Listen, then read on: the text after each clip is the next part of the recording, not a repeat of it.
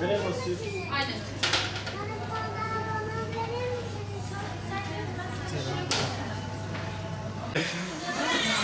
Bir numara bebeğimiz, kız çocuğu. Bu 2 numara çocuğumuz, erkek. Bu 3 numara kız. Bu 4 numara erkek. 2 kız, 2 oğlan.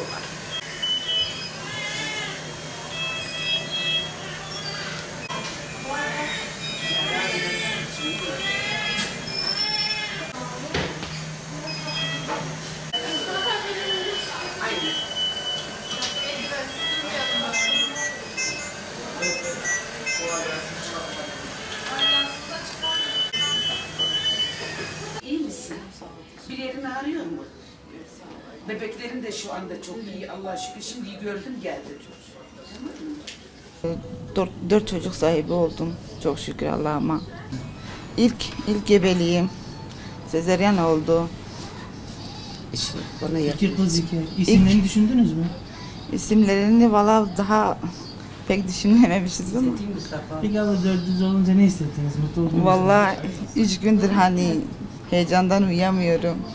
Eşim günübirlik çalışıyor. İş olsa çalışıyor. İş olmazsa çağırsalar çalışmıyor. İşte ne yapalım? 400 Vali Bey'den 400 çocuk çok zor. Vali Bey'den, Cumhurbaşkanımızdan sesleniyorum. Onlardan yardım bekliyorum.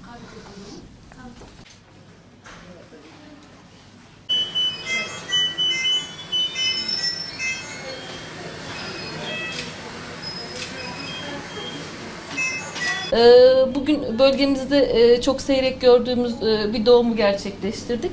Annemiz 27 yaşında, 31. gebelik haftasında bizim hastanemizde 400'lerini dünyaya getirdi. Rahat bir doğum oldu. İlk önce çok paniklemiştik falan ama anneyle. En büyüğü 1400 gram, en küçüğü 1100 gram. İkisi kız, ikisi oğlan 4 tane nur topu gibi bebişimiz oldu.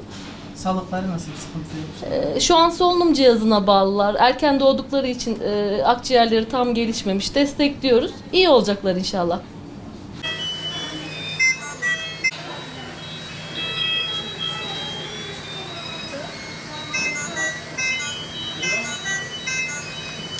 Bugün hastanemizde Kesra Özer adında bir hastamız 400 bebek dünyaya getirmiştir.